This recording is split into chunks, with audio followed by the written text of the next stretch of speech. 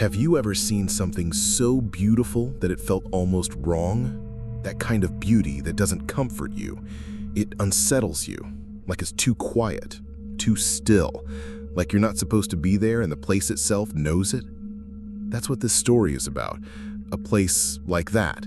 A forest that looks like paradise until you realize you're the only thing in it that doesn't belong. I've never told this story publicly before, mostly because I didn't think people would believe it, and maybe they still won't. But I need to say it out loud because something happened out there.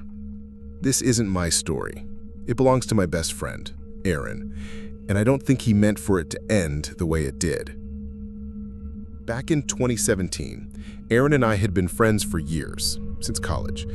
He was the quiet one in our group, thoughtful, kind of awkward in crowds. He always said he felt most alive when he was away from people, out where he could breathe. That year, Aaron had gone through a rough patch, job burnout, family drama, a breakup that hit him harder than he let on.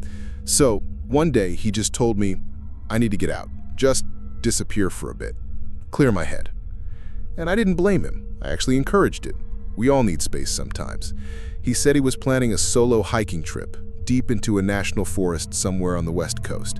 I'm not going to say the name, not to be dramatic, but it doesn't feel right to name it.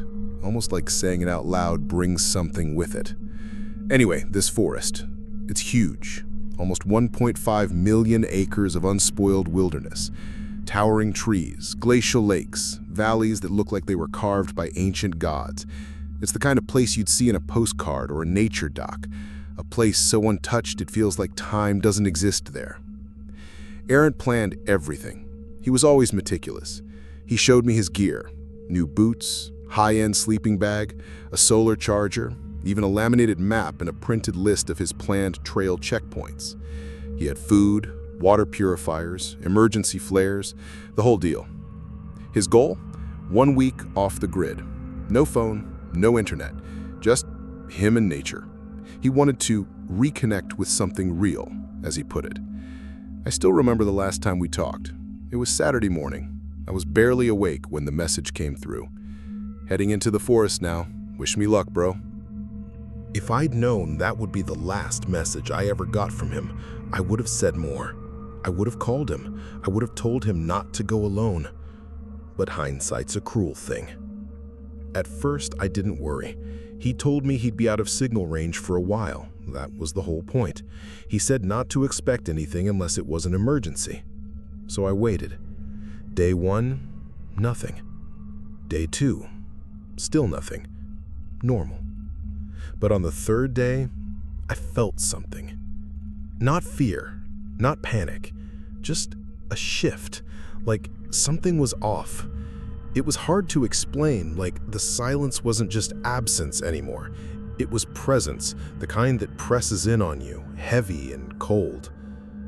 Aaron usually sent at least one photo when he hiked, even if it was just some weird tree or a squirrel that looked high. But this time, no check-in, no update, no photo, not even a still alive lol. By day 4, I started to get that tight feeling in my chest, the one where your brain keeps saying it's fine, but your gut is screaming otherwise. So I messaged him again. Hey man, just checking in, all good? No reply. I waited a few more hours. Then I called, straight to voicemail. I called again, and again. Nothing. That's when I remembered something he told me, something that didn't feel important at the time. He said he was going to try a less popular trail, one that wasn't listed on most of the newer maps. He found it on some old hiker blog, apparently. Said it cut through a denser part of the forest, but had killer views and was supposedly more peaceful because no one used it anymore. Now, that sentence haunts me. No one used it anymore. I called the ranger station closest to the trailhead. I gave him his name, his basic itinerary, the make of his tent, even what color jacket he was wearing. I emailed them the screenshot of the map route he'd shared with me. The ranger on the phone. His voice changed the moment I mentioned that old trail. "That path hasn't been maintained in years," he said. "We recommend hikers avoid it." When I asked why, he was vague. "It's isolated, not marked well. There's been confusion." Confusion. That's the word he used. Like people just get confused in there. But later I learned that wasn't the full truth. Apparently, people had gone missing in that area before. Not tons, not enough to make headlines, but enough to make the locals whisper. Enough that most guides quietly steered people away from it. But Aaron, he didn't know. He just thought it was a quieter trail, more beautiful, untouched. The rangers said they'd send a small SAR team out the next morning. I barely slept that night. I kept picturing him out there, alone, injured maybe, or lost. Or worse, stuck somewhere, unable to call for help, waiting for someone to come looking for me. I couldn't stop hearing that voice in my head, his voice. "Wish me luck, bro." The next day, I drove out to the station. I wasn't allowed to go with the SAR team, but they let me stay in the back room near the radios, just in case. Every few minutes, the static would crackle. I leaned in every time. Most of it was boring. Coordinates, updates, checking bearings. But then, around mid-afternoon, one of the team members radioed in. "We found his camp." The room went still. They described it slowly, like they were trying to process what they were seeing. The tent was set up perfectly. Rain cover on, zippers closed. His boots were inside, dry and clean. His food was still sealed in its container. Water filter untouched. Jacket hanging from a nearby tree. Fire pit with gray ash recently burned. It looked like someone was still camping there, like he'd just stepped away for a few minutes. But there was no one, and no signs that anyone had left. No trail, no disturbed leaves, no boot prints, not even bent grass. Just nothing. Like the forest had swallowed him whole.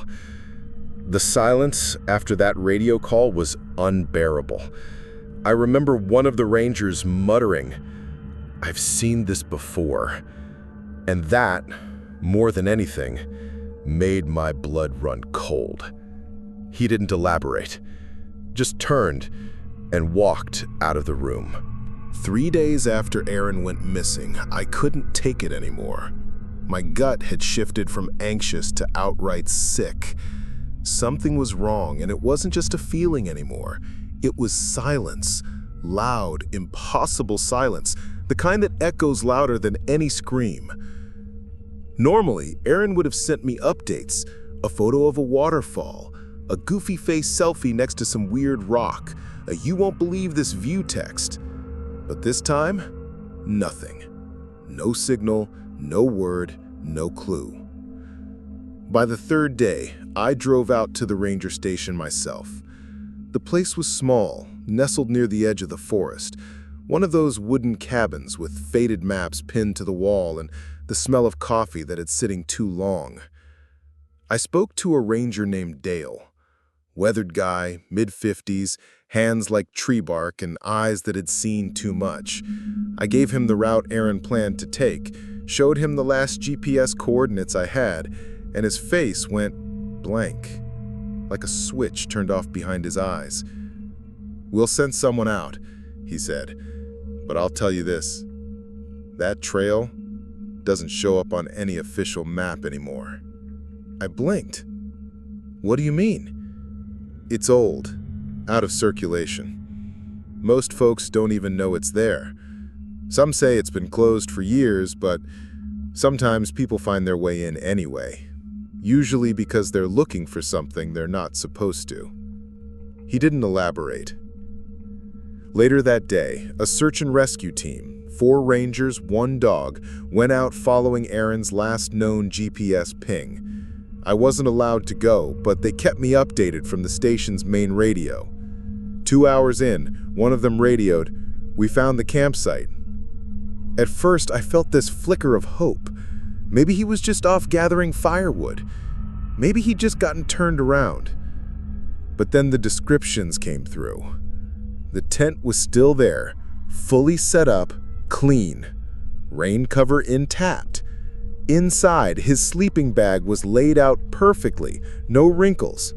His hiking boots, still inside the tent, dry. His solar charger was sitting on a flat rock nearby, pointed toward the sky. Jacket, hanging neatly from a branch.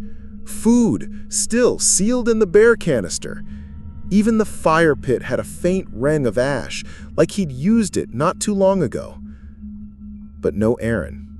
No signs of a struggle, no drag marks, no footprints beyond the ones already smoothed by wind and time.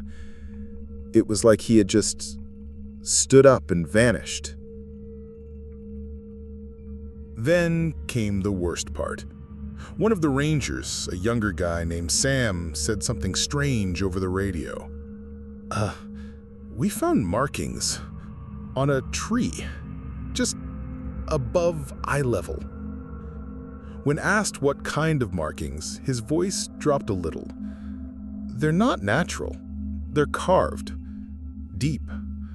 Like someone took a knife to the bark, but not letters. More like symbols. Geometric. Circular. Feels old. Real old." They took pictures and sent them to a regional specialist, a retired anthropologist who volunteered for weird wilderness cases. When she got back to them later that night, her answer chilled everyone in the room. The symbols? Not Native American, not settler, not modern. In fact, she couldn't trace them to any known cultural group in North America. Closest match, fragments of an obscure proto-culture from before recorded history, something older than even indigenous oral traditions. But still, she said, it wasn't a match, just a resemblance. Later, the SAR team found something else, something personal. Aaron's phone. It was lying under a pile of leaves, 10 meters from the edge of camp. Screen cracked, but still functional. They pulled the files and scrolled through them. No photos after day 1. No texts, obviously, but there was something in the voice memo app. One recording, no title, just a date and time. They hit play. At first, it was just breathing. His breathing. Controlled. Calm. But distant birdsong was missing. No wind, no bugs. The kind of silence you only hear when even nature decides to hold its breath. Then, faintly, there was a whisper. Not Aaron's voice. Something else. Low. Gravelly. Inhuman, but pretending. "You came alone. Now you're part of us." Then silence. Sharp. Cold. Like a door slamming shut in the dark. After that, no more clues. The SAR team kept searching for days. Helicopters, dogs, infrared drones. Nothing. Not a single trace of movement. It was like the forest had decided to erase him. I stayed in a nearby cabin the whole week. Every night I swore I heard something outside. Not animals, not footsteps, just presence, watching. One night I had a dream, maybe a hallucination, I don't know. In it, I was standing at Aaron's camp. The fire was lit again even though no one was there. And across the flames, in the shadows between trees, something was standing there. Not a person, too tall, too thin. Its eyes were reflecting light, but there was no light source behind me. Just void. It didn't move. didn't speak, but I felt it in my bones. It knew me. When I woke up, I was soaked in sweat. The window to my cabin was open even though I had locked it. The next day, I left. I didn't say goodbye. I didn't take anything with me except my car and my guilt. Because deep down, I knew Aaron wasn't lost. He wasn't hurt. He was taken. Taken by something that waits in places like that. In the old trails, the forgotten paths, the corners of the map where the ink fades and the trees lean in just a little too close. And here's the part that haunts me the most. Before he left, before he walked into that forest and disappeared from the world, Aaron told me something. He said, "Some places feel different, like the forest is watching. But it's not hostile, you know? It just doesn't care whether you come back or not." I thought it was just poetic nonsense. But now, I believe him. Because some places aren't meant to be visited. Some trails aren't abandoned, they're guarded. And sometimes, when you go alone, something's waiting for you, and it never planned to let you leave. It's been years since Aaron disappeared into that forest, and to this day, there's been no sign of him. No body, no remains, no hint of a struggle. No clue left behind to answer what really happened in those trees. His name now sits quietly on a government list, a line under Unexplained Wilderness Disappearance, a file collecting dust with dozens of others like it. Quiet tragedies buried under beautiful landscapes. But what haunts me more than the silence is what started happening after. Because the forest didn't stay quiet. A few months after Aaron vanished, two hikers, a couple visiting from out of state, stopped by the ranger station, pale and visibly shaken. They said they were trekking an old fire road not far from Aaron's last known location when they spotted someone, standing still between the trees. They said it was a man, wearing outdoor gear, hiking boots, a forest green jacket, and a faded baseball cap. He wasn't moving, just standing, watching. At first, they thought it was another hiker, maybe lost, maybe in need of help, so they called out. No response. Then they waved, and the figure slowly backed away, one careful step at a time, disappearing into the shadows of the woods. No sound, no snapping branches, just gone. Like the forest swallowed him whole. They told the ranger they didn't feel scared at first, not until they looked closer and realized something was off about his posture. Too stiff, too old-fashioned, like he was a picture from another time. The ranger didn't say much, just quietly pulled out a binder and flipped to a section of missing persons photos. And then when they reached one specific page, the woman gasped and grabbed her partner's arm. "That's him," she said, pointing. "That's the man we saw." And it was Aaron. Now, here's the part I don't tell most people, the part that never made it to official reports. A park ranger I stayed in contact with told me something off the record. One night, while doing a routine night patrol around the outer trail boundaries, he heard something on the radio. Not chatter, not emergency calls, but a voice, faint, buried under layers of static and feedback. He thought it was interference from a nearby station, or maybe even a prank, until he heard the words clearly. A voice whispering through static, just 3 words, "I'm still here." He said he froze, called back, no answer.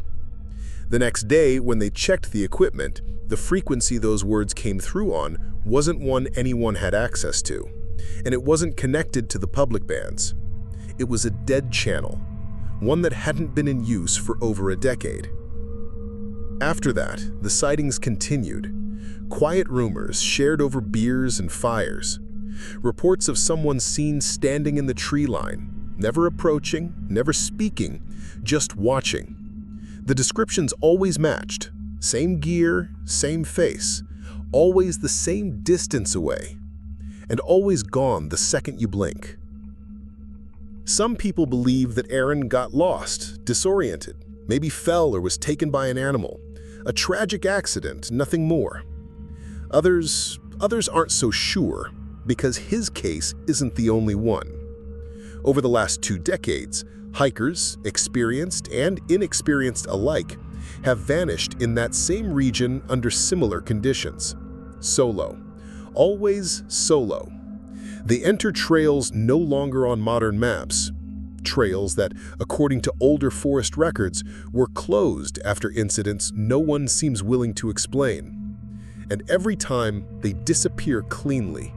Camps untouched, belongings undisturbed, like they were plucked out of existence. But maybe they weren't erased. Maybe they were taken or called. Because here's something I found buried in a message board thread from a decade ago, back when forums were full of wild conspiracy theories and urban legends. Someone, claiming to be a former forestry researcher, wrote this: "There are places in this country that predate all of us, not just in years, but in understanding. Places where the rules don't work the same way. Places that don't want to be found, but don't like being forgotten either. And sometimes, when someone walks into one of those places alone, the forest notices, and it doesn't always let them leave." When I think about Aaron now, I don't think of him as gone. I think of him as somewhere else.